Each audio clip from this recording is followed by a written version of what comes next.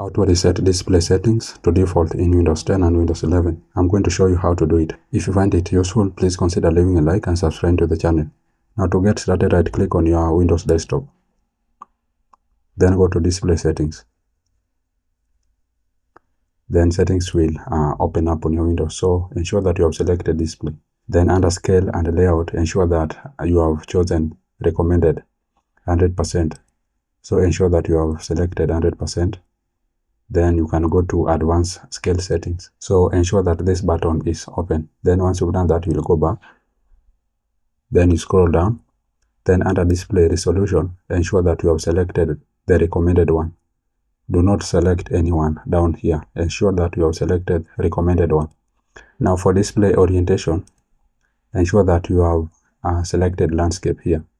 Do not select flipped. Ensure that you have selected landscape.